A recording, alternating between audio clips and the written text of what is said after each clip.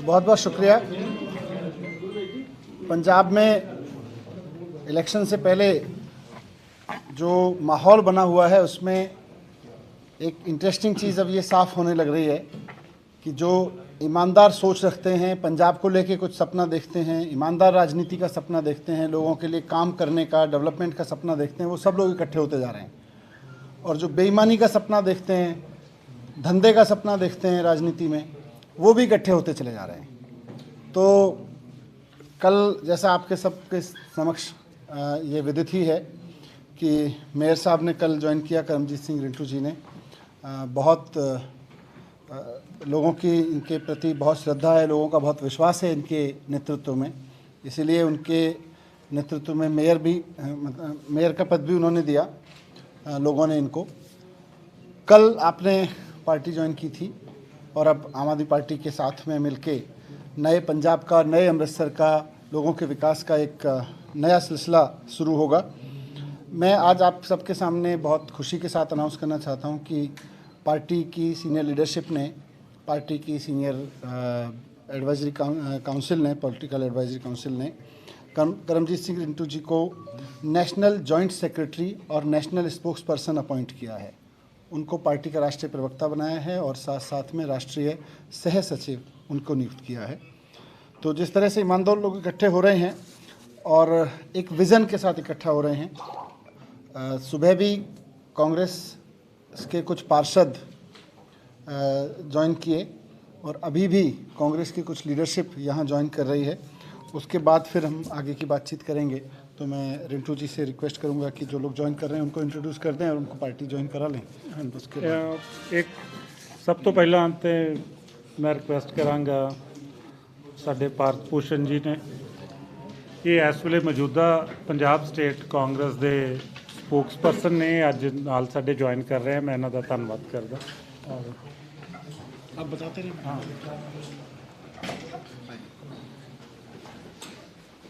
बहुत बहुत स्वागत है। चलो चलो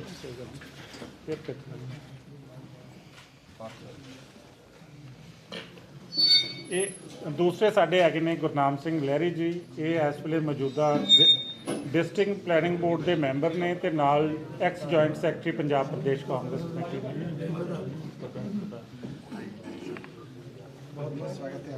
एक रणजीत सिंह राणा साडे ये वाइस प्रेजिडेंट साडे डिस्ट्रिक्ट कांग्रेस कमेटी जी पहले हम डिजोल्व हुई है।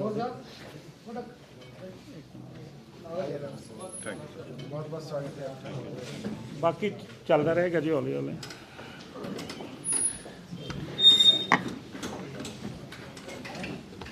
पंजाब का जो अब चुनाव हो रहा है, इसके बाद अमृतसर में डेवलपमेंट का एक नया विज़न पे काम शुरू होगा। जो विज़न करमजीत सिंह जी लेकर चल रहे हैं, जो विज़न हमारे सभी एमएलए कैंडिडेट्स लेके चल रहे हैं, तो मैं रिक्वेस्ट करूंगा कि आप अपनी तरफ से 2 शब्द रखें उसके विषय में।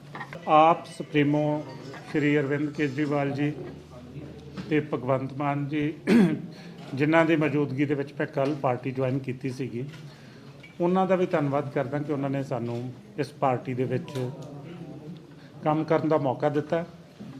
और चलो जदों तुसीं एक जगह जिथे काम किया होंदा उन्होंने छड्ड के जाते जे, उहदे च बड़ी रिलैक्टेंस भी होंदी है, बड़ी सोच विचार भी होंदी है। पर इहदे च मैनूं एक गल की खुशी है कि मैं उस पार्टी च काम करन दा मौका मिलिया कि जिथे जिहड़ी पार्टी दे विच पहला बंदे दी हिस्टरी चैक की जाती है, बंदे दा पिछोकड़ चैक किया जाता, क्योंकि बहुत सारी इस वेले लाइनां लगियां ने आम आदमी पार्टी नूं ज्वाइन करन लई, उस तो पहला भी। पर इस पार्टी के कोई पैरामीटर्स ने जिहड़ा वो सारे क्लीयर करके तो तक पहुँचदा उहदी ज्वाइनिंग होंदी है। सो मैनू इस गल की खुशी है कि इस पार्टी ने मैनू इस काबिल समझा और अपने परिवार दे विच शामिल किया। दूजी मैनू इस गल की खुशी है कि मैनू उस पार्टी दे विच हुण काम करन दा मौका मिलेगा जिथे मेहनत, ईमानदारी ते लॉयल्टी इहदा मुल हैगा। सो इन्हां सारियां चीज़ों को वेख के और जिहड़ी आम आदमी पार्टी की परफॉर्मेंस पिछले 7 साल तो दिल्ली च रही है, उस परफॉर्मेंस को वेख के और पार्टी की आइडियोलॉजी ने वेख के सो मैं फैसला लिया ਔਰ ਕਿਉਂਕਿ ਅਜੇ ਤੁਹਾਨੂੰ ਜਿੱਦਾਂ ਸਾਰਿਆਂ ਨੂੰ ਪਤਾ ਕਿ 1 ਸਾਲ ਮੇਅਰਸ਼ਿਪ ਮੇਰੀ ਬਚਦੀ ਸੀਗੀ, ਸੋ ਇਹਨਾਂ ਛੋਟੀਆਂ ਚੀਜ਼ਾਂ 'ਚ ਮੈਂ ਨਹੀਂ ਪਿਆ। ਔਰ ਮੈਂ ਹਮੇਸ਼ਾ ਇਹ ਕਹਿੰਦਾ ਕਿ ਇਸ ਵੇਲੇ ਪੰਜਾਬ ਦੇ ਲੋਕਾਂ ਦੇ ਸਾਹਮਣੇ ਇੱਕ ਬਹੁਤ ਵੱਡੀ ਓਪਰਚੁਨਿਟੀ ਉਹਨਾਂ ਨੂੰ ਮਿਲੀ ਹੈ, ਔਰ ਉਸ ਓਪਰਚੁਨਿਟੀ ਨੂੰ ਕੋਈ ਬੰਦਾ ਵੀ ਅੱਜ ਗਵਾਉਣਾ ਨਹੀਂ ਚਾਹੁੰਦਾ। ਜਿਹੜਾ ਪੰਜਾਬ ਦੇ ਨਾਲ ਆ, ਪੰਜਾਬੀਅਤ ਦੇ ਨਾਲ ਆ, ਪੰਜਾਬ ਦਾ ਭਲਾ ਚਾਹੁੰਦਾ, ਉਹ ਇਸ ਓਪਰਚੁਨਿਟੀ ਨੂੰ ਨਹੀਂ ਗਵਾਉਣਾ ਚਾਹੁੰਦਾ। ਔਰ ਹੁਣ ਪੰਜਾਬ ਦੇ ਲੋਕਾਂ ਕੋਲ ਇੱਕ ਵਿਕਲਪ ਨਹੀਂ, ਮੈਂ ਕਹਾਂਗਾ ਇੱਕ ਸੁਨਹਿਰੀ ਮੌਕਾ, ਓਪਰਚੁਨਿਟੀ ਹੈ, ਔਰ ਲੋਕਾਂ ਨੇ ਉਸ ਓਪਰਚੁਨਿਟੀ ਨੂੰ ਆਪਟ ਕਰ ਲਿਆ। ਔਰ ਇਹਦੇ ਨਤੀਜੇ ਜਿਹੜੇ ਨੇ ਉਹ ਆਪਾਂ ਨੂੰ 10 ਮਾਰਚ ਨੂੰ ਦਿਸਣਗੇ। ਸੋ 3-4 ਚੀਜ਼ਾਂ ਜਿਹੜੀਆਂ ਉਹ ਇਸ ਵੇਲੇ ਸਾਨੂੰ ਪੰਜਾਬ ਜਿੱਥੋਂ ਮਾਰ ਖਾ ਰਿਹਾ, ਪੰਜਾਬ ਹੀ ਨਹੀਂ ਸਾਰਾ ਹਿੰਦੁਸਤਾਨ ਮਾਰ ਖਾ ਰਿਹਾ। ਦੇਖੋ ਜਿਹੜੀਆਂ ਰਵਾਇਤੀ ਪਾਰਟੀਆਂ ਨੇ, ਮੈਂ ਕੋਈ ਵਿਅਕਤੀ ਵਿਸ਼ੇਸ਼ ਦੀ ਗੱਲ ਨਹੀਂ ਕਰਦਾ, ਜਾਂ ਜਿੱਥੇ ਮੈਂ ਇੰਨਾ ਸਮਾਂ ਬਤੀਤ ਕੀਤਾ ਮੈਂ ਕੋਈ ਉੱਥੇ ਕੋਈ ਚਿੱਕੜ ਨਹੀਂ ਫੈਲਾਉਣਾ ਚਾਹੁੰਦਾ, ਪਰ ਇਸ ਵੇਲੇ ਰਵਾਇਤੀ ਪਾਰਟੀਆਂ ਤੇ ਜਾਂ ਸਾਰਾ ਹੀ ਸਿਆਸੀ ਤੰਤਰ ਤੇ ਸਾਰਾ ਐਡਮਿਨਿਸਟ੍ਰੇਸ਼ਨ ਇਹ ਬੁਰੀ ਤਰ੍ਹਾਂ ਗੜਬੜਾ ਗਿਆ ਵਾ। ਇਹਦੇ ਵਿੱਚ ਬਹੁਤ ਵੱਡੇ ਪੱਧਰ ਤੇ ਅਨਾਰਕੀ ਫੈਲੀ ਆ, ਕਰਪਸ਼ਨ ਫੈਲੀ ਆ। ਸੋ ਇਹਨਾਂ ਪਾਰਟੀਆਂ ਨੇ ਪੰਜਾਬ ਦੇ ਲੋਕਾਂ ਦਾ ਵਿਸ਼ਵਾਸ ਜਿਹੜਾ ਉਹ ਖੋ ਦਿੱਤਾ। ਅੱਜ ਆਪਣੇ ਆਪ ਨੂੰ ਪੋਲੀਟੀਸ਼ੀਅਨ ਅਖਵਾਉਣਾ, ਲੀਡਰ ਅਖਵਾਉਣਾ ਇੱਕ ਗਾਲ ਦੇ ਬਰਾਬਰ ਹੋ ਗਿਆ ਕਿ ਲੋਕੀ ਅੱਜ ਸਿਆਸੀ ਬੰਦਿਆਂ ਨੂੰ ਕਿਰਨਾਂ ਦੀ ਨਜ਼ਰ ਨਾਲ ਵੇਖਣ ਲੱਗ ਪਏ ਨੇ। ਔਰ ਉਹਦੇ ਨਤੀਜੇ ਆਪਾਂ ਪਿਛਲੇ ਸਮੇਂ 'ਚੋਂ ਵੇਖ ਹੀ ਰਹੇ ਹਾਂ ਕਿ ਕਿਸ ਤਰੀਕੇ ਦੇ ਨਾਲ ਹੁਣ ਲੋਕੀ ਇੰਨੇ ਦੁਖੀ ਹੋ ਗਏ ਨੇ ਕਿ ਮੈਨ ਹੈਂਡਲੀ ਤੱਕ ਆ ਗਏ ਨੇ। ਔਰ ਬਹੁਤ ਸਾਰੀਆਂ ਥਾਵਾਂ ਦੇ ਉੱਤੇ ਸਿਆਸੀ ਲੋਕਾਂ ਦੇ ਨਾਲ ਲੋਕਾਂ ਨੂੰ ਥੋੜ੍ਹਾ ਬਹੁਤਾ ਹਿਲਜੁਲ ਵੀ ਕਰਨੀ ਪਈ। ਸੋ ਜਦੋਂ ਐਡਾ ਵੱਡਾ ਸਾਡੀ ਕ੍ਰੈਡੀਬਿਲਿਟੀ ਤੇ ਸਾਡੀ ਇਮੇਜ ਤੇ ਕੋਈ ਦਾਗ ਆ ਜਾਂਦਾ ਤੇ ਫਿਰ ਸਾਨੂੰ ਉਹਨੂੰ ਧੋਣ ਵਾਲੇ ਬੰਨੇ ਜਾਣਾ ਚਾਹੀਦਾ, ਔਰ ਸਾਨੂੰ ਸਾਰਿਆਂ ਨੂੰ ਆਪਣੇ ਆਪਣੇ ਗਰੇਵਾਨ 'ਚ ਦੇਖਣਾ ਚਾਹੀਦਾ। ਸੋ ਮੈਂ ਜਿੱਦਾਂ ਅੱਗੇ ਕਿਹਾ ਕਿ ਇਹ ਪਾਰਟੀ ਇੱਕ ਮੌਕਾ ਲੈ ਕੇ ਆਈ ਹੈ। ਇਹਨਾਂ ਨੇ ਲੋਕਾਂ ਨੂੰ ਕਿਹਾ ਸਾਨੂੰ ਇੱਕ ਮੌਕਾ ਦਿਓ, ਮੰਗਿਆ, ਪਰ ਮੈਂ ਕਹਿੰਦਾ ਕਿ ਲੋਕੀ ਆਲਰੇਡੀ ਥੈਂਕਫੁਲ ਨੇ ਕਿ ਕੋਈ ਇੱਦਾਂ ਦੀ ਪਾਰਟੀ, ਕੋਈ ਓਪਰਚੁਨਿਟੀ ਆਈ ਕਿ ਅਸੀਂ ਇਸ ਨੂੰ ਆਪਟ ਕਰੀਏ। ਮੈਂ ਦੂਜੀਆਂ ਸਿਆਸੀ ਪਾਰਟੀਆਂ ਨੇ ਜਾਂ ਸਿਆਸੀ ਪਾਰਟੀਆਂ ਦੇ ਬਹੁਤ ਵੱਡੇ ਲੀਡਰ ਨੇ, ਮੈਂ ਕਿਸੇ ਦਾ ਨਾਮ ਨਹੀਂ ਲਵਾਂਗਾ, ਉਹ ਪੰਜਾਬ ਦੀ ਲੜਾਈ ਨਹੀਂ ਲੜ ਰਹੇ, ਉਹ ਆਪਣੇ ਹੰਕਾਰ ਦੀ ਲੜਾਈ ਲੜ ਰਹੇ, ਉਹ ਅਹਿਮ ਦੀ ਲੜਾਈ ਲੜ ਰਹੇ, ਮੈਂ ਵੱਡਾ ਮੈਂ ਵੱਡਾ। ਇਸ ਚੀਜ਼ ਦੀ ਲੜਾਈ ਕਿਸੇ ਨੇ ਨਹੀਂ ਲੜੀ ਕਿ ਪੰਜਾਬ ਦੇ ਮੁੱਦੇ ਕੀ ਆ, ਪੰਜਾਬੀਆਂ ਨੂੰ ਕੀ ਚਾਹੀਦਾ, ਪੰਜਾਬੀਆਂ ਦਾ ਦੁੱਖ ਦਰਦ ਕੀ ਆ, ਉਹਦੀ ਗੱਲ ਨਹੀਂ ਹੋ ਰਹੀ। ਜਿੱਦਾਂ ਕਾਲਜ ਸਕੂਲਾਂ ਦੇ ਵਿੱਚ ਬਾਹਾਂ ਚੜ੍ਹਾ ਕੇ ਟਾਈਮ ਪਾ ਕੇ ਲੜਦੇ ਸੀਗੇ, ਉਹ ਅੱਜ ਉੱਦਾਂ ਦੀ ਸਿਆਸਤ ਸਾਡੇ ਸ਼ਹਿਰ 'ਚ ਵੀ ਇੱਕ ਸੀਟ ਹੈ ਉੱਥੇ ਹੋ ਰਹੀ ਹੈ, ਬਾਕੀ ਥਾਵਾਂ 'ਤੇ ਵੀ ਹੋ ਰਹੀ ਹੈ। ਸੋ ਪਾਰਟੀਆਂ ਦੇ ਵਿੱਚ ਬੜੀ ਇੱਕ ਇਨਡਿਸਿਪਲਿਨ, ਅਨਾਰਕੀ ਇਹਨਾਂ ਪਾਰਟੀਆਂ ਦੇ ਵਿੱਚ ਆਈ ਹੈ, ਜਿਹਦੇ ਤੋਂ ਮੈਂ ਇਕੱਲਾ ਨਹੀਂ, ਬਹੁਤ ਸਾਰੇ ਸੀਨੀਅਰ ਲੀਡਰਸ਼ਿਪ ਸਫੋਕੇਟਡ ਆ। ਔਰ ਬਹੁਤ ਸਾਰੇ ਉਹਨਾਂ ਦੇ ਵਿੱਚੋਂ ਜਿਨ੍ਹਾਂ 'ਚ ਥੋੜ੍ਹੀ ਬਹੁਤੀ ਗੈਰਤ ਸੀ, ਉਹ ਸਾਰੇ ਪਾਰਟੀ ਨੂੰ ਅਲਵਿਦਾ ਕਹਿ ਚੁੱਕੇ ਨੇ। ਚਾਹੇ ਮੈਂ ਆਪਣੀ ਪੁਰਾਣੀ ਪਾਰਟੀ ਦੀ ਗੱਲ ਕਰਦਾ, ਚਾਹੇ ਉਹਦੇ 'ਚ ਇੱਕ ਗਲੀ ਲੈਵਲ ਦਾ ਕੋਈ ਕਾਰਕੁਨ ਆ ਤੇ ਜਾਂ ਆਲ ਇੰਡੀਆ ਕਾਂਗਰਸ ਕਮੇਟੀ ਦਾ ਪ੍ਰਧਾਨ ਹੋਵੇ ਜਾਂ ਉੱਥੋਂ ਦੀ ਐਗਜ਼ੈਕਟਿਵ ਹੋਵੇ, ਬੜੀ ਪੂਅਰ ਲੀਡਰਸ਼ਿਪ ਆ। ਔਰ ਇੰਨੀ ਪੂਅਰ ਲੀਡਰਸ਼ਿਪ ਦੇ ਨਾਲ ਜਿੱਥੇ ਕਾਂਗਰਸ ਪਾਰਟੀ ਦਾ ਨੁਕਸਾਨ ਹੋਇਆ, ਉੱਥੇ ਦੇਸ਼ ਦਾ ਵੀ ਬਹੁਤ ਵੱਡਾ ਨੁਕਸਾਨ ਹੋਇਆ। ਕੋਈ ਜਦ ਤੱਕ ਜੇ ਸਰਕਾਰ ਬਣਾਉਣੀ ਜ਼ਰੂਰੀ ਨਹੀਂ ਹੁੰਦੀ, ਸਟਰੋਂਗ ਆਪੋਜੀਸ਼ਨ ਵੀ ਬੜੀ ਜ਼ਰੂਰੀ ਹੁੰਦੀ ਹੈ। ਸੋ ਅਸੀਂ ਸਰਕਾਰ ਤੇ ਨਹੀਂ ਦੇ ਸਕੇ, ਅਸੀਂ ਸਟਰੋਂਗ ਆਪੋਜੀਸ਼ਨ ਵੀ ਇਹ ਪਾਰਟੀਆਂ ਨਹੀਂ ਦੇ ਪਾਈਆਂ। ਸੋ ਇੱਦਾਂ ਬੜੀਆਂ ਗੱਲਾਂ ਨੇ, ਉਹ ਲੰਬੀਆਂ ਚੌੜੀਆਂ 'ਚ ਆ ਜਾਵਾਂਗੇ। ਪਰ ਅੱਜ ਜਿਸ ਪਾਰਟੀ ਦਾ ਆਪਣਾ ਸਟਰਕਚਰ ਫੇਲ ਹੋ ਜਾਏ, ਜਿਸ ਪਾਰਟੀ ਦੇ ਵੱਡੇ ਵੱਡੇ ਸੀਨੀਅਰ ਨੇਤਾ ਪਾਰਟੀ ਬਦਲ ਜਾਣਾ, ਥੋੜ੍ਹੇ ਦਿਨ ਪਹਿਲਾਂ ਹੀ ਕੱਲ੍ਹ ਕੇ ਪਰਸੋਂ ਕਾਨੂੰਨ ਮੰਤਰੀ ਰਹੇ ਸਾਡੇ ਅਸ਼ਵਨੀ ਕੁਮਾਰ ਜੀ, ਉਹ ਵੀ ਪਾਰਟੀ ਬਦਲ ਗਏ ਨੇ।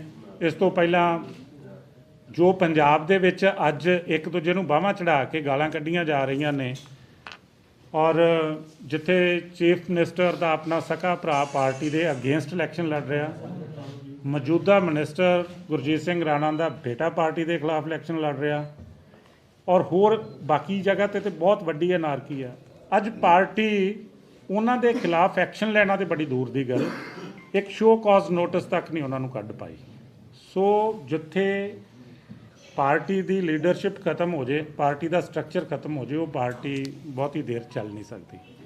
ਸੋ ਅੱਜ ਮੈਂ ਅੱਗੇ ਇੱਕ ਗੱਲ ਕਰਦਾ ਸੀਗਾ ਕਿ ਪੰਜਾਬ ਦੇ ਵਿੱਚ ਕਿਹੜੀ ਚੀਜ਼ ਦੀ ਕਮੀ ਆ ਜਾਂ ਹਿੰਦੁਸਤਾਨ 'ਚ ਕਿਹੜੀ ਚੀਜ਼ ਦੀ ਕਮੀ ਆ। ਅਸੀਂ ਸਾਰੇ ਦੇਸ਼ਾਂ ਨਾਲੋਂ ਜ਼ਿਆਦਾ ਰਿਸੋਰਸਫੁੱਲ ਆ। ਇੱਥੇ ਹਰ ਚੀਜ਼, ਚਾਹੇ ਫਰਟਾਈਲ ਲੈਂਡ ਹੋਇਆ, ਚਾਹੇ ਮਿਨਰਲਸ ਨੇ, ਕੋਈ ਚੀਜ਼ ਦੀ ਕਮੀ ਨਹੀਂ ਕਿ ਸਾਨੂੰ। ਔਰ ਸਾਡੇ ਤੋਂ ਵਰਕ ਫੋਰਸ ਬਹੁਤ ਵੱਡੀ ਹੈ, ਅਸੀਂ ਦੁਨੀਆ ਜਿੱਤ ਸਕਦੇ ਹਾਂ। ਪਰ ਅੱਜ ਹਿੰਦੁਸਤਾਨ ਦੀ ਬਦਕਿਸਮਤੀ ਜਾਂ ਪੰਜਾਬ ਅੱਜ 18ਵੇਂ 19ਵੇਂ ਪਾਏਦਾਨ 'ਤੇ ਆ ਗਿਆ। ਉਹਦਾ ਕਾਰਨ ਕੀ ਆ?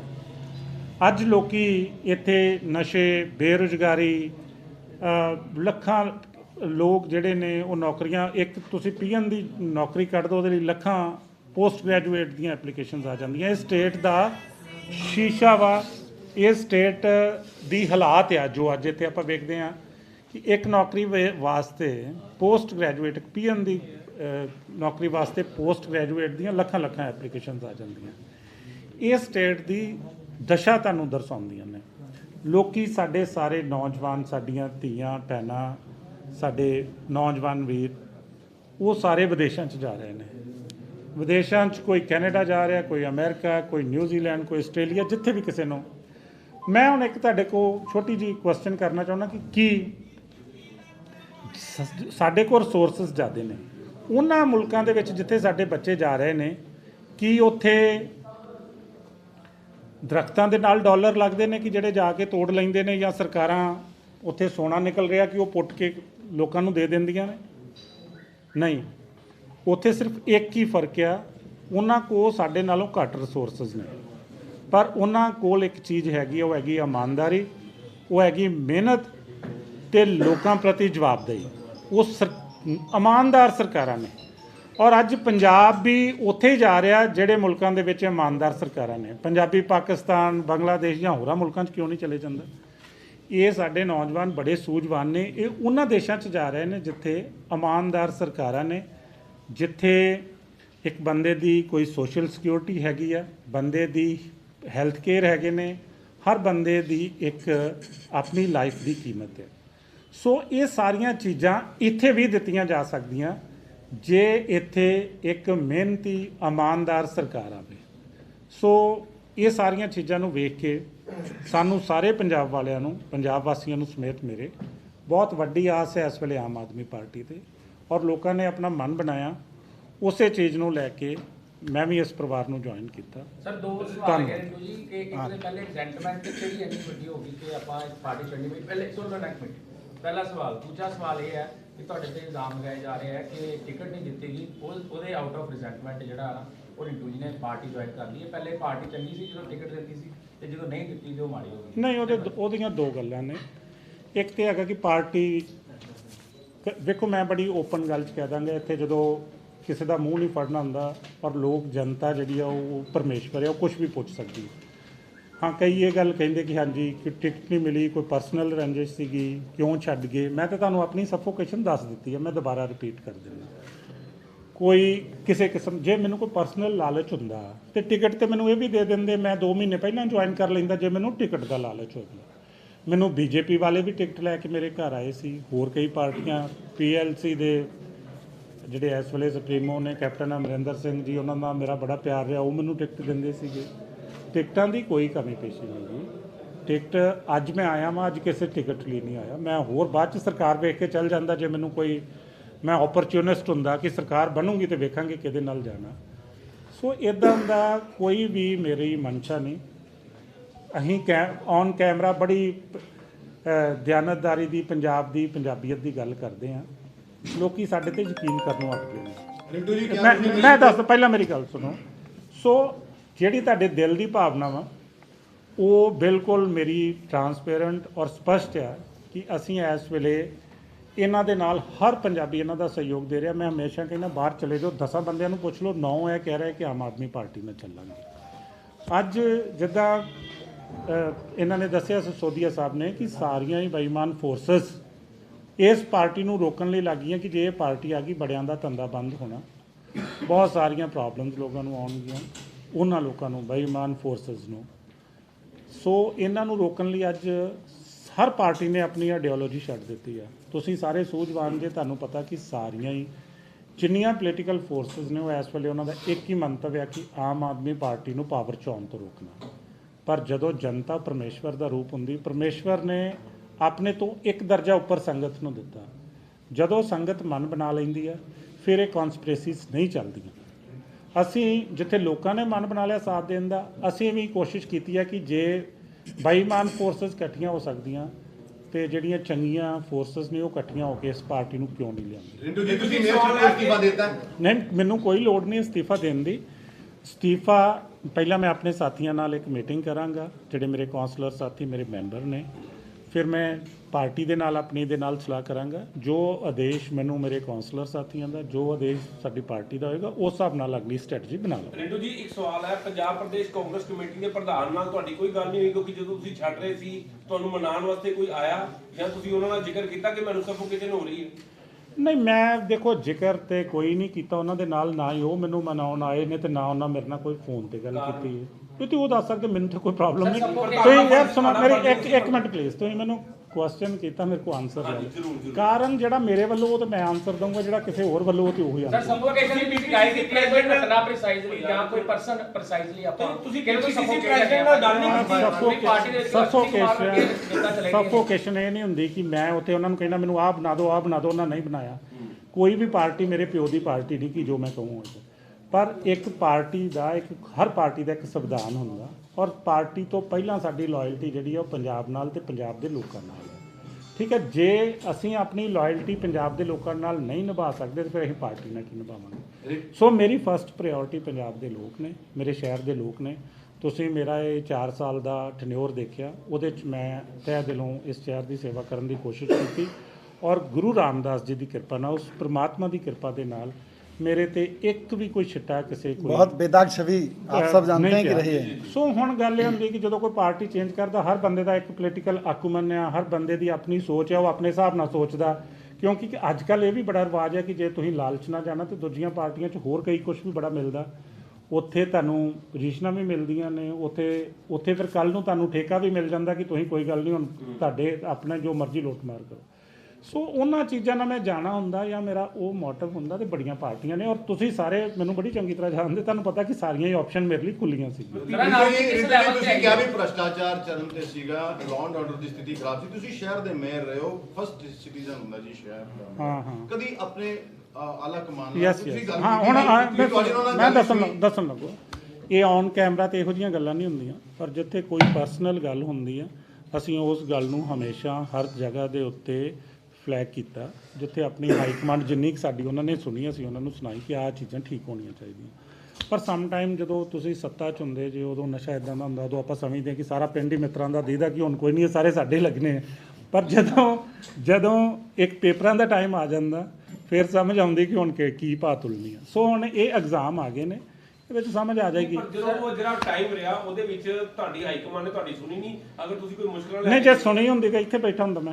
ਰਿੰਟੂ ਜੀ ਇਹ ਫੈਸਲਾ ਨਹੀਂ ਦੇਰੀ ਨਾਲ ਕੀਤਾ ਗਿਆ ਜੀ, ਪਰ ਤੁਹਾਨੂੰ ਪ੍ਰੋਜੈਕਟ ਬਹੁਤ ਸਾਰੇ ਦਿੱਤੇ ਸੀ ਕਿਉਂਕਿ ਤੁਸੀਂ ਬਹੁਤ ਸਾਰੇ ਨਹੀਂ, ਪ੍ਰੋਜੈਕਟ ਲੈ ਕੇ ਆਏ ਹੋ। ਗਿਣਾਇਓ ਕਿਹੜਾ ਦਿੱਤਾ ਤੁਸੀਂ ਹਾਂ, ਉਹ ਲੈ ਕੇ ਆਏ ਨੇ। ਮੈਂ ਵੇਖੋ ਪਾਰਟੀ ਦੀ ਓਨੈਸਟ ਗੱਲ, ਮੈਂ ਇੱਥੇ ਸਾਰੀ ਨੈਸ਼ਨਲ ਪ੍ਰੈਸ ਦੇ ਸਾਹਮਣੇ ਬੈਠਾ, ਜਿੰਨੇ ਵੀ ਪ੍ਰੋਜੈਕਟ ਨੇ ਇੱਕ ਅਸੀਂ ਆਪਣੇ ਫੰਡ, ਬਹੁਤ ਸਾਰੀ ਜਿਹੜੀ ਇੱਥੇ ਸਾਡੇ ਲੀਕੇਜ ਸੀ ਉਹਨੂੰ ਅਸੀਂ ਪਲੱਗ ਇਨ ਕੀਤਾ। ਇੱਥੇ 6-6 ਮਹੀਨੇ ਤਨਖਾਹਾਂ ਨਹੀਂ ਸੀ ਮਿਲਦੀਆਂ, ਤੁਸੀਂ ਹੁਣ ਕਾਰਪੋਰੇਸ਼ਨ ਵੇਖੀ ਅਪ ਟੂ ਡੇਟ ਅਸੀਂ ਤਨਖਾਹ ਦਿੰਦੇ, ਠੀਕ ਹੈ। ਫਿਰ ਉਸ ਤੋਂ ਬਾਅਦ ਅਸੀਂ ਜਿੰਨੇ ਵੀ ਪ੍ਰੋਜੈਕਟ ਲੈ ਕੇ ਆਏ ਉਹਦੇ ਵਿੱਚ ਕੁਝ ਅਸੀਂ ਆਪਣੇ ਪਰਸਨਲ ਪ੍ਰੋਜੈਕਟ ਕੀਤੇ, ਔਰ ਕੁਝ ਸੈਂਟਰ ਗਵਰਨਮੈਂਟ ਦੀ ਜਿਹੜੀ ਫੰਡਿੰਗ ਸੀ ਉਹਦੇ ਲੈ ਕੇ ਆਏ। ਔਰ ਮੈਨੂੰ ਮਾਣ ਹੈ ਕਿ ਜਿਹੜੀਆਂ ਪਿਛਲੀਆਂ 3 ਸਰਕਾਰਾਂ ਨਹੀਂ ਕਰ ਸਕੀਆਂ, 24/7 ਵਾਟਰ ਸਪਲਾਈ ਜਿਹੜੀ ਹੁਣ ਸਾਡੀ ਆਉਣੀ ਹੈ ਇੱਥੋਂ ਨਹਿਰਾਂ ਤੋਂ, ਉਹਦਾ ਵਾਟਰ ਟ੍ਰੀਟਮੈਂਟ ਪਲਾਂਟ ਲੱਗ ਰਿਹਾ, ਉਹਦੀ 40 ਕਿੱਲੇ ਜ਼ਮੀਨ ਖਰੀਦ ਲਈ, ਔਰ 2200 ਕਰੋੜ ਰੁਪਏ ਦਾ ਵਰਲਡ ਬੈਂਕ ਨੇ ਸਾਨੂੰ ਉਹਦਾ ਲੋਨ ਦਿੱਤਾ ਸੀ। ਉਹ ਪ੍ਰੋਜੈਕਟ ਦਾ ਵਰਲਡ ਬੈਂਕ ਦਾ ਮੈਂ ਧੰਨਵਾਦੀ ਹਾਂ ਕਿ ਜਿਨ੍ਹਾਂ ਨੇ ਸਾਡੇ ਸ਼ਹਿਰ ਨੂੰ ਇਹ ਲੋਨ ਦਿੱਤਾ, ਔਰ 2200 ਕਰੋੜ 1100 ਕਰੋੜ ਰੁਪਏ ਦੇ ਟੈਂਡਰ ਲੱਗ ਕੇ ਵਰਕ ਆਰਡਰ ਹੋ ਗਏ ਨੇ, ਔਰ ਕੰਮ ਸ਼ੁਰੂ ਹੋ ਗਿਆ ਫਸਟ ਫੇਜ਼ ਦਾ। ਇਹ ਜਿਹੜਾ ਫੈਸਲਾ ਲਿੱਤਾ ਗਿਆ ਬਿਲਕੁਲ ਪਹਿਲਾਂ ਵੀ ਲਿੱਤਾ ਜਾ ਸਕਦਾ ਸੀ, ਹੁਣੇ ਮਤਲਬ ਵੋਟਾਂ ਪਹਿਲਾਂ ਦੇਖੋ ਸੁਣੋ, ਮੈਂ ਪਤਾ ਹੁਣ ਇਹ ਬੜੇ ਕੁਐਸਚਨ ਨੇ, ਤੁਹਾਡਾ ਹੱਕ ਵੀ ਬਣਦਾ ਪੁੱਛਣ ਦਾ, ਤੁਸੀਂ ਪਹਿਲਾਂ ਕਿਉਂ ਨਹੀਂ ਕੀਤਾ, ਉਦੋਂ ਕਿਉਂ ਨਹੀਂ ਕੀਤਾ, ਉਦੋਂ ਕਿਉਂ ਨਹੀਂ ਕੀਤਾ। ਉਹਦਾ ਕਾਰਨ ਇਹ ਆ ਕਿ ਜੇ ਆਮ ਆਦਮੀ ਨਵੀਂ ਪਾਰਟੀ ਆ, ਹੋਣੀ ਚਾਹੀਏ, ਠੀਕ ਹੈ ਨਾ। 7 ਸਾਲ ਇਹਨਾਂ ਨੇ ਦਿੱਲੀ 'ਚ ਰਾਜ ਕੀਤਾ, 7 ਸਾਲ 'ਚ ਇਹਨਾਂ ਦੇ 3 ਲਿਟਮਸ ਟੈਸਟ ਹੋ ਗਏ ਨੇ, 3 ਵਾਰੀ ਇਹ ਲੋਕਾਂ ਦਾ ਫਤਵਾ ਲੈ ਕੇ ਆਏ ਨੇ, ਔਰ ਜਦੋਂ ਹੁਣ ਆਏ ਨੇ ਤੇ ਉਹਦੇ 'ਚ ਕਾਂਗਰਸ ਤੇ ਹੋਰਾਂ ਪਾਰਟੀਆਂ ਦੀਆਂ 0-0 ਸੀਟਾਂ ਆਈਆਂ ਨੇ, ਤੇ ਥੰਪਿੰਗ ਮੈਜੋਰਟੀ ਦੇ ਨਾਲ ਇਹ ਪਾਰਟੀ ਜਿੱਤ ਕੇ ਆਈ ਹੈ। ਨਵੀਂ ਪਾਰਟੀ ਆਈ ਹੈ। ਜੇ ਪਹਿਲਾਂ 10 ਸਾਲ ਆ ਜਾਂਦੀ ਤਾਂ ਅਸੀਂ ਉਧਰ ਚਲੇ ਜਾਂਦੇ, ਕਿਉਂਕਿ ਗੱਲ ਇਸ ਵੇਲੇ ਇਹ ਆ, ਸੈਲਫ ਇੰਟਰਸਟ ਦੀ ਗੱਲ ਨਹੀਂ, ਕਿ ਗੱਲ ਪੰਜਾਬ ਦੀ ਆ, ਪੰਜਾਬ ਦੇ ਲੋਕਾਂ ਦੀ ਹੈ। ਮੈਂ ਇਹ ਨਹੀਂ ਗਾ ਕਿ ਸਾਰਾ ਪੰਜਾਬ ਮੇਰੇ ਸਿਰ ਤੇ ਮੈਂ ਹੀ ਬਚਾ ਲੂੰਗਾ। ਮੈਂ ਆਪਣਾ ਛੋਟਾ ਮੋਟਾ ਜਿੰਨਾ ਕੁ ਹਿੱਸਾ ਮੇਰੇ ਕੋਲ ਪੈਂਦਾ ਮੈਂ ਉਹ ਪਾ ਸਕਦਾ, ਔਰ ਉਹ ਅੱਜ ਮੈਂ ਪਾਉਣ ਦੀ ਕੋਸ਼ਿਸ਼ ਕੀਤੀ ਹੈ। ਔਰ ਉਹਦੇ 'ਚ ਹਰ ਬੰਦੇ ਦੀ ਆਪਣੀ ਸੋਚ ਹੁੰਦੀ ਹੈ। ਕਿਸੇ ਨੇ ਤੁਹਾਨੂੰ, ਬਹੁਤ ਸਾਰੀ ਦੁਨੀਆ ਨੇ ਮੈਨੂੰ ਐਪਰੀਸ਼ੀਏਟ ਕੀਤਾ, ਕੋਈ 1 2 4 ਸੱਜਣ ਇੱਦਾਂ ਦੇ ਵੀ ਹੁੰਦੇ ਜਿਹੜੇ ਕਹਿੰਦੇ ਨਹੀਂ ਐਸੇ ਜੀ ਵੈਸੇ, ਤੁਹਾਨੂੰ ਪਾਰਟੀ ਨੇ ਬੜਾ ਕੁਝ ਦਿੱਤਾ ਜੀ। ਮੈਂ ਕਿਹਾ ਪਾਰਟੀ ਨੇ ਮੈਨੂੰ 4 ਸਾਲ ਮੇਅਰ ਬਣਾਇਆ, ਔਰ ਮੇਅਰ ਬਣਾਇਆ, ਮੈਂ ਪਾਰਟੀ ਦੀ ਸੇਵਾ ਕੀਤੀ। ਮੇਅਰ 'ਚੋਂ ਮੈਂ ਕੋਈ ਕੱਢ ਕੇ ਤਾਂ ਨਹੀਂ ਲੈ ਕੇ ਚੱਲਿਆ ਜਾਂ ਲੈ ਕੇ ਗਿਆ, ਪਰ 25 ਸਾਲ ਆਪਣੀ ਜ਼ਿੰਦਗੀ ਦੇ ਜਿਹੜੇ ਬੜੇ ਪ੍ਰੀਸ਼ੀਅਸ ਸੀ ਉਹ ਮੈਂ ਪਾਰਟੀ ਲਈ ਦਿੱਤੇ, ਔਰ ਦਿਨ ਰਾਤ ਦਿੱਤੇ।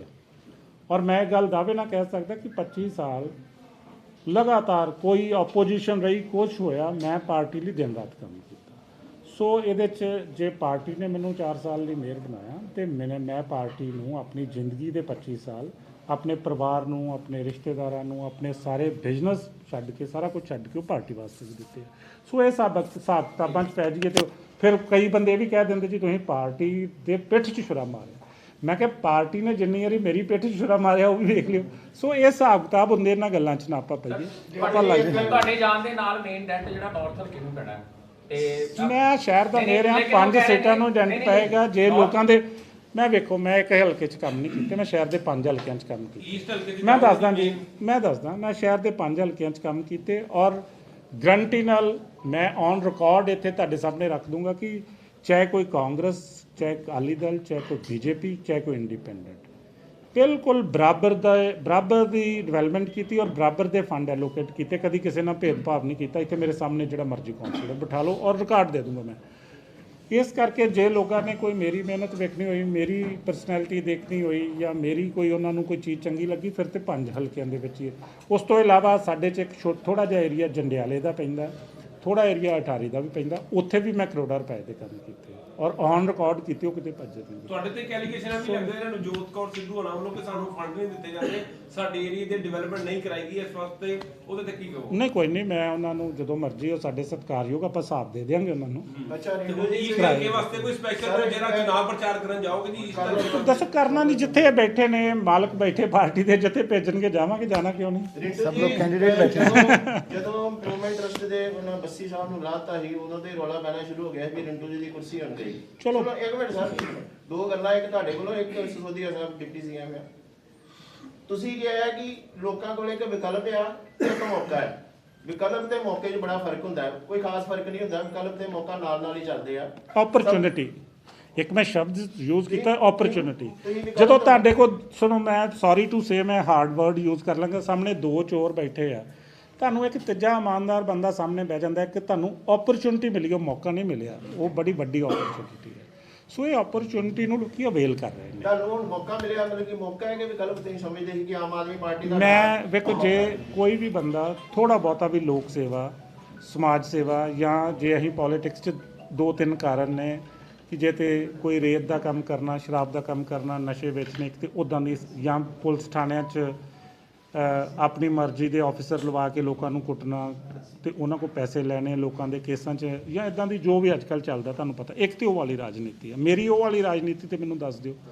ਦੂਜੀ ਰਾਜਨੀਤੀ ਇਹ ਹੈ ਕਿ ਤੁਹਾਨੂੰ ਸ਼ੌਂਕ ਹੁੰਦਾ ਵਾ ਕਿ ਪਰਮਾਤਮਾ ਨੇ ਘਰ ਰੋਟੀ ਦਿੱਤੀ, ਪੱਕਦੀ ਖਾ ਲਈ ਦੀ, ਚਲੋ ਜੇ ਕੋਈ ਆਪਣਾ ਸ਼ੌਂਕ ਆ ਔਰ ਲੋਕਾਂ ਦਾ ਭਲਾ ਕਰ ਸਕਦੇ, ਕਰਦੀ ਹੈ। ਜੇ ਭਲਾਈ ਕਰਨਾ ਤੇ ਸਾਫ਼ ਸੁਥਰੇ ਲੋਕਾਂ 'ਚ ਬਹਿ ਕੇ ਕਰਾਂਗੇ ਨਾ, ਤੇ ਜੋ ਕਰ ਸਕਦੇ ਉਹ ਲੋਕਾਂ ਦਾ ਕਰਾਂਗੇ। जी आपसे एक सवाल है कि आपने बिजली की दरों के अनाउंसमेंट किया है कि 300 यूनिट बत्ती फ्री मिलेगी, लेकिन जो 10 किलोवाट के मिडिल क्लास लोग हैं उनके लिए कुछ इस तरह का कोई आपका विचार है? क्योंकि 300 यूनिट तक तो हो गया, तो उसके आगे वाले क्या करेंगे? 300 यूनिट अपने आप में एक बहुत बड़े सेगमेंट को कवर करता क्योंकि है। मिडिल क्लास जो है उसके बीच में आ जाता है। अमृतसर में ऐसा नहीं है। दिल्ली में जब हमने 200 यूनिट फ्री की है वहाँ पे, और उसके ऊपर आधे रेट पे की हुई है 400 यूनिट तक, तो वहाँ पे 200 यूनिट में ऑलमोस्ट 80% दिल्ली कवर हो रही है। तो यहाँ भी एक बहुत बड़ा सेगमेंट कवर होने वाला है इससे। सिसोदिया साहब, आपने कहा है कि 3 बार इन्होंने कहा लिटमस टेस्ट कर लिया लोगों ने, 3 बार आप आए हो दिल्ली में। सिरसा साहब की प्रेस कॉन्फ्रेंस थी आज, वो बोल रहे थे कि अगर केजरीवाल साहब 10 लाख नौकरियां कह रहे हैं दिल्ली में, अगर वो टोटल उन्होंने 3268 नौकरी दी है, अगर वो 5000 भी बता देंगे तो मैं सियासत छोड़ दूंगा। छोड़ ही दे फिर वो हम बता ही देंगे। छोड़ मुझे दो। साहब एक ये सवाल है, देखिए जैसे अभी रिंकू जी ने भी कहा कि पर्चे करवाती हैं रवायती पार्टियां और चोरों को संरक्षण देती हैं, भ्रष्टाचार बढ़ रहा है। पुलिस जिसे प्रयोग किया जाता है, अगर आम आदमी पार्टी की सरकार आती है, आईजी साहब भी बैठे हुए हैं, इनको पता है कि पुलिस को कैसे यूज होता है, तो क्या इन नेताओं के जंगल से पुलिस को आजाद किया जाएगा? हल्का इंचार्ज बना दिए गए, उनके हल्के के कहे मुताबिक ही थानों में काम होता है, डीएसपी पे कहे, क्या अगर आम आदमी पार्टी- एक सवाल मैं भी ਇਹਨਾਂ ਨਾਲ ਕਰਾਂਗਾ ਤੁਹਾਡੇ ਨਾਲ ਕਨੈਕਟ। पार्टी अगर ये सरकार आती है आम आदमी पार्टी की, तो क्या इन चीजों से जनता को मुक्ति मिलेगी? ये तो बड़ी बड़ी चीज़ है। एक इसके साथ मैं जोड़ लेता हूँ जी, एक आपसे ही सवाल है, आप इनकी को बताएं। यहाँ पे ये बड़ी बात कर रहे हैं, बड़ी छोटी बात है, छोटी बोल लें या बड़ी, की एक जो गरीब आदमी है जो सब्सिडी की गेहूं लेने जाता है या फ्री की गेहूं लेने जाता है, उसको नीला कार्ड मिलता है, और वो ब्लू कार्ड उसको मिलता है जिसका बार कोड एमएलए के घर से अप्रूव होता है। नहीं देता ही वो है, बार कोड उसके घर में रख देते हैं, फार्म ऑफिस में है, जितने बार कोड एमएलए देगा, अगर एक बंदे की रोटी भी एमएलए के बार कोड से मिलेगी, आर्म लाइसेंस बनाना है वो कोटा वहाँ पे है, और पुलिस में एसएचओ लगना है, एएसआई लगना है, और वहाँ का मुंशी लगना है, वो एमएलए ने लगवाना है, डीएसपी उसने लगवाना है, और बाद में जो हो रहा है इस शहर में वो सारे जानते हैं, आप भी जानते हैं।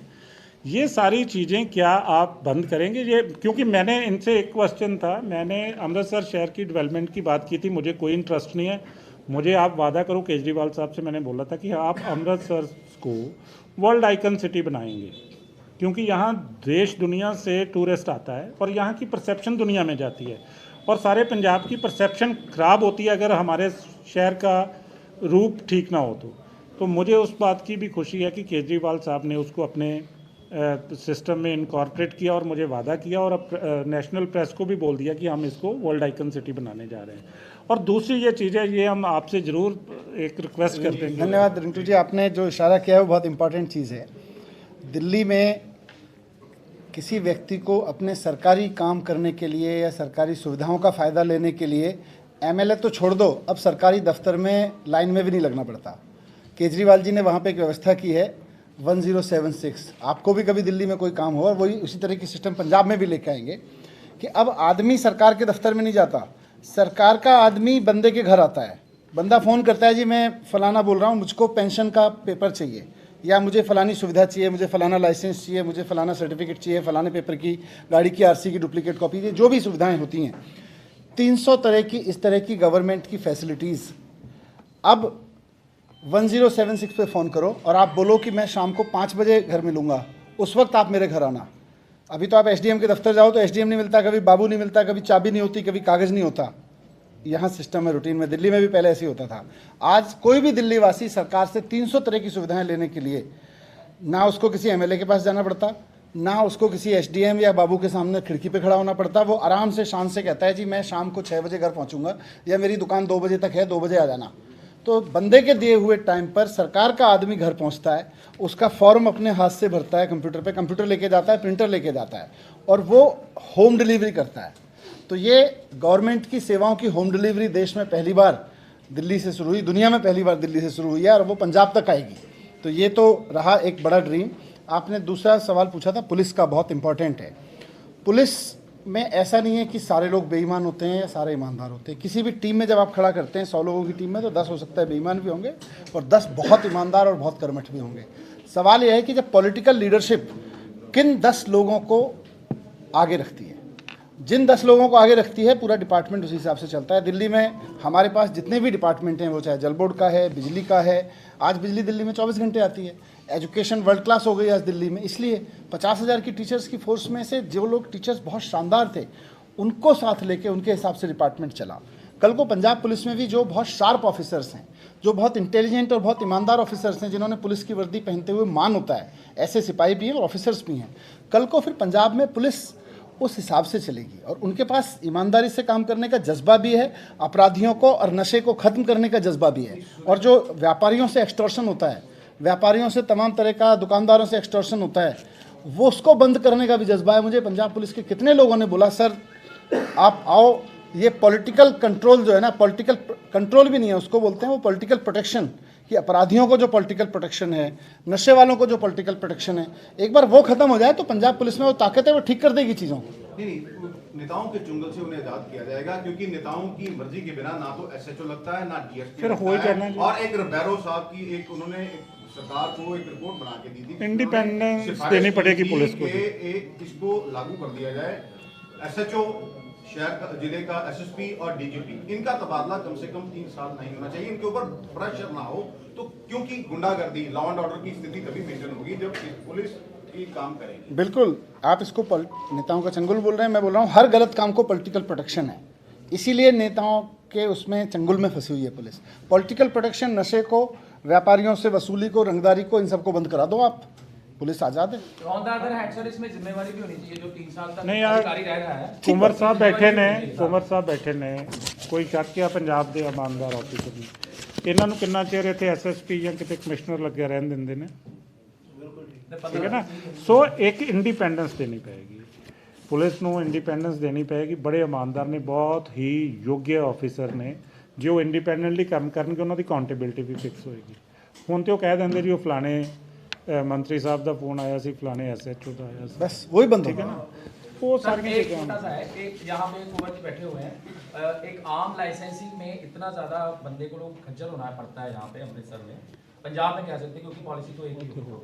तो एक तो फीस वो भरता है, ठीक है, 3 जगह जाके वो फॉर्म जमा कराता है, फिर 1 बजे तक दफ्तर खुला होता है, 1 बजे वो पहुंचता है तो 1:05 हो गए होते हैं, दफ्तर बंद हो गया, ठीक है ना। तो आपके ये साइन नहीं मिलते, मतलब आम लाइसेंसिंग में। और इतना फ्लॉ हो गया उसमें कि सिर्फ पंजाब के लिए वैलिड है, अगर आपने इंडिया के लिए बनाना है तो आपके लिए अलग प्रोसीजर करना पड़ेगा। ये इसमें सर थोड़ा सा लाइसेंस सिर्फ आम का ही नहीं, किसी को दुकान चलानी होती है, किसी को फैक्ट्री चलानी होती है, इंडस्ट्री इसीलिए भाग रही है आज वहाँ से। ये सब लाइसेंस राज ही चल रहा है, इंस्पेक्टर राज चल रहा है और रंगदारी राज चल रहा है। इसी को तो बंद करने के लिए हम वोट मांग रहे हैं। Thank you.